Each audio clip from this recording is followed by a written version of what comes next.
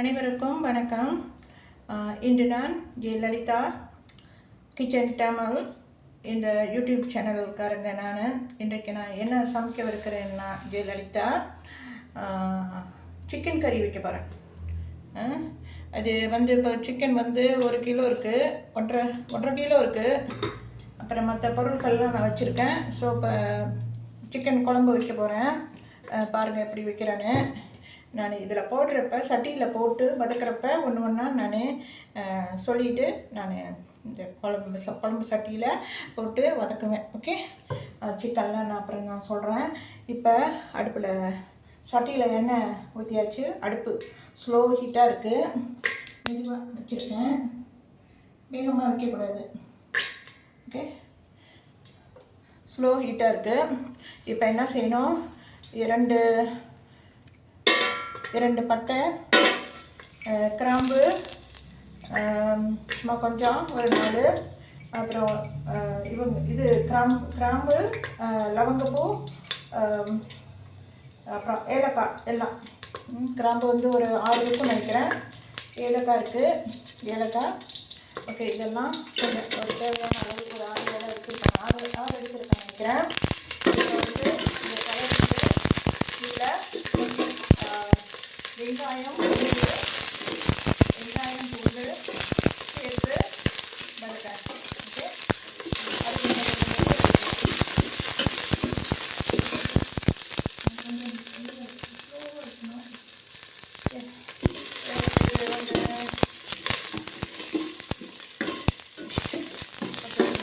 இது ரம்ப இலைன்னு மலையில் டவுன் பாண்டான்னுவாங்க, இங்கிலீஷில் ஸ்க்ரோபாயின்னுவாங்க. ஸோ இது நான் போட்டு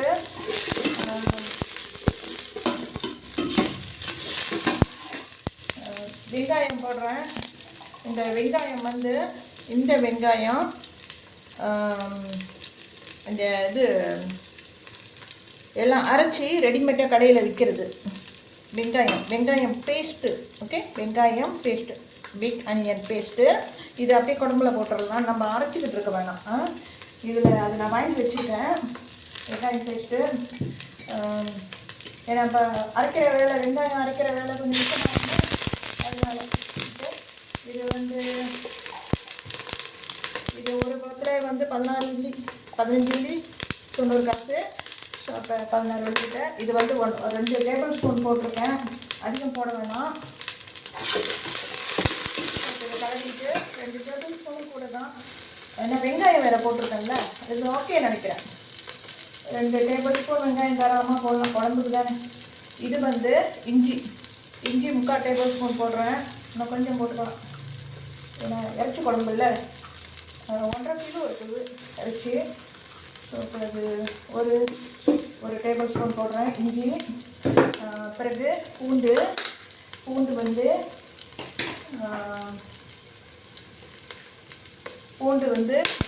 டேபிள் ஸ்பூன் போடுறேன் பூண்டு. ஓகே, இது ஒயிட் கார்லிக்கு. ஸோ வெங்காயம் பூண்டு இஞ்சி பேஸ்ட்டு 3 போட்டாச்சு. இதை நான் கலக்கிறேன். இந்த பானை அலுமினியம் பானை. ஸோ இது கொஞ்சம் இது லைட்டாக இருக்குது இந்த பானை, அதனால சூடு தாங்க, அது ஸ்லோவாக தான் வைக்கணும். பிறகு இறைச்சியெல்லாம் போட்டுட்டு குழம்பு கூட்டி வச்ச பிறகு மிளகாத்தூள்லாம் போட்டு அப்போ கொஞ்சம் மீடியம் ஃப்ளேமில் வச்சுக்கலாம். ஓகே,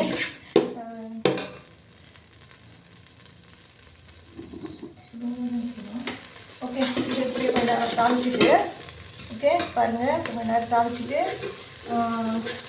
பிறகு தக்காளி பழம் போடுறேன். ஒரு தக்காளி பழம், பெரிய பழம். ஓகே,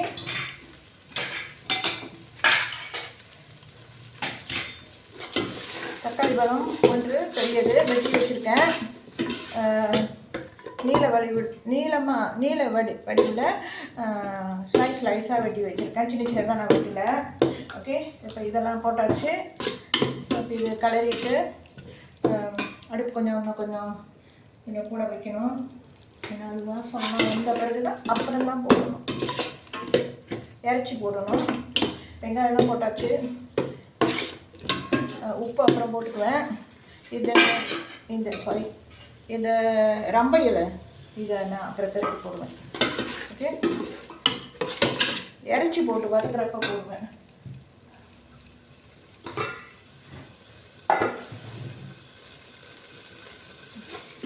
இதை நேரம் வறுக்கிட்டு போதும் நினைக்கிறேன். ரொம்ப இல்லை அப்புறம் பண்ணலாம்.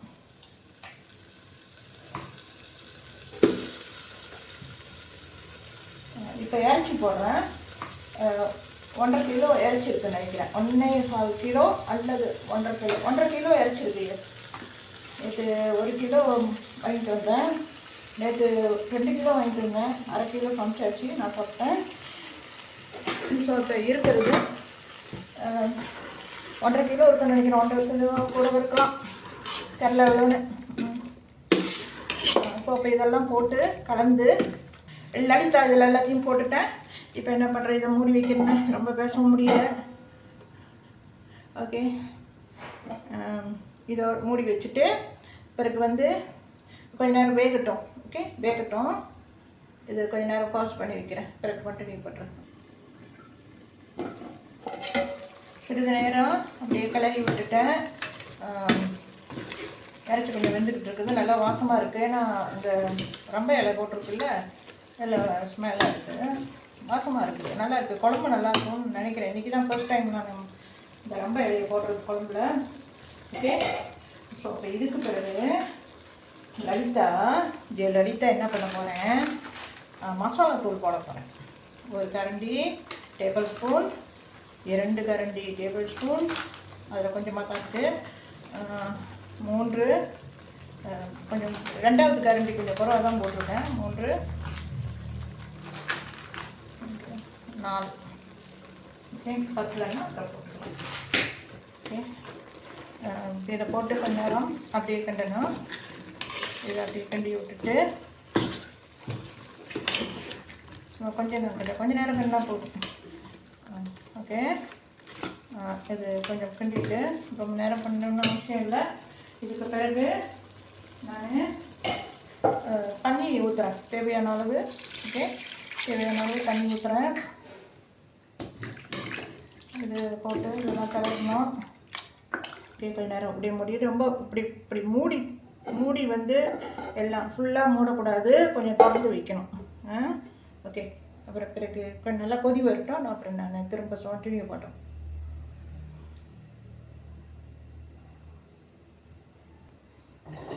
இப்போ அடுப்பு வந்து மீடியம் ஹீட்டில் வைக்கலாம். ஃபுல்லாக வைக்கக்கூடாது, ஹை ஃப்ளேமில் வைக்கக்கூடாது, மீடியம் ஃப்ளேமில் வைக்கணும். ஓகே, வச்சுட்டேன் நான். இப்போ இதை லேசாக மூடி வைக்கிறேன். திரும்ப அடுப்பு கொஞ்சம் கூட வச்சுருக்கேன், ஹையாக வச்சுருக்கேன், மீடியம் ஃப்ளேமில் வச்சுருக்கேன்.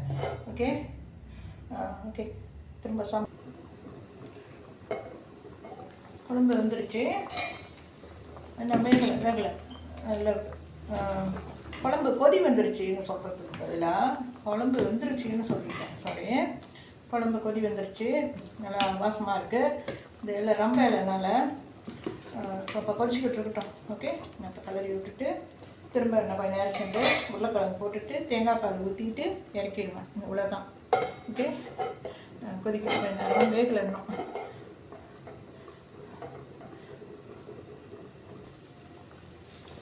இப்போ உப்பு கொஞ்சம் போட்டுருவேன். பாருங்கள், இது வந்து உப்பு, சால்ட்டு இந்த பிளாஸ்டிக் டப்பரில் வாங்கினது உப்பு, குழம்புக்கு போடுறது. ஸோ இப்போ இது நான் போடுறப்ப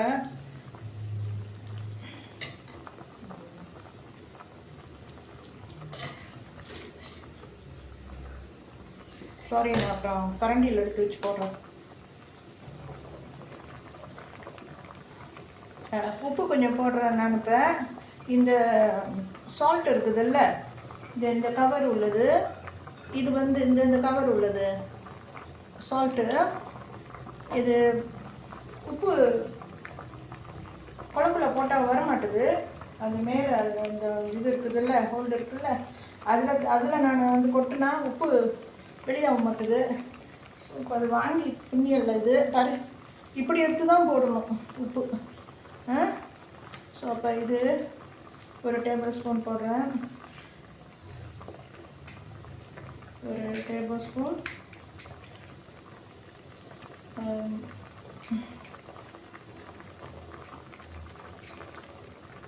கொஞ்சம் ஒரு 10 லெமன் போட்டுக்கலாம்.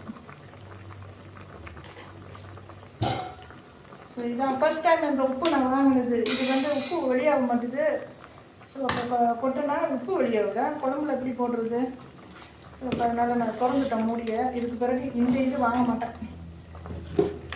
இப்போ இதை முடிச்சிட்ட பிறகு ஓகே கப்பரில் வாங்கி போட்டுக்குவேன்.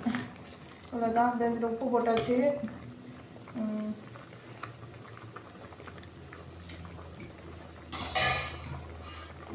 ஓகே இப்போ கொதிச்சுக்கிட்டு இருக்குது. கொஞ்ச நேரம் கொதிக்கிட்டோம். கொஞ்ச நேரம் கொதித்த பிறகு இப்போ போட்டுடலாம்னு நினைக்கிறேன். உருளைக்கிழங்கு போடலாம். ஓகே உருளைக்கிழங்கு போட்டுடுறேன். எனக்கு கோழி குழம்புல உருளைக்கிழங்கு போட்டால் சாப்பிட ரொம்ப ஆசை.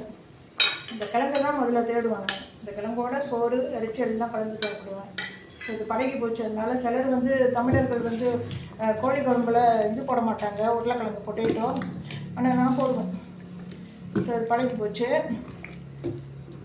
எங்கள் அம்மா இப்படி தான் வைப்பாங்க உருளைக்கிழங்கு போட்டு. அதனால நான் அதே மாதிரி பண்ணுறேன். ஓகே ஸோ இப்போ வந்து திரும்ப கொஞ்சம் நேரம் மூடி போட்டு வேக வைக்கிறேன். ஓகே தண்ணி பத்தலன்னா கொஞ்சம் ஆட் பண்ணிக்கலாம். ஓகே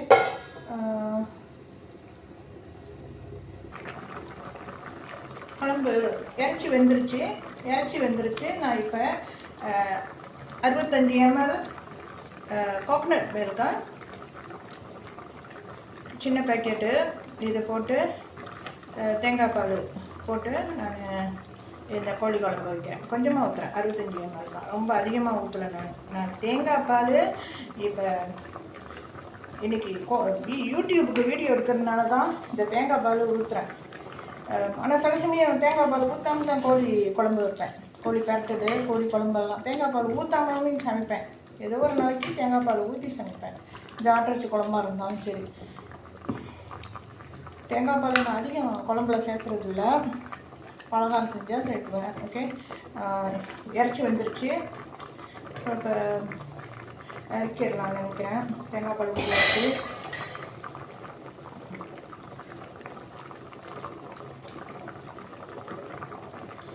நல்லா ருசியாக இருக்குது.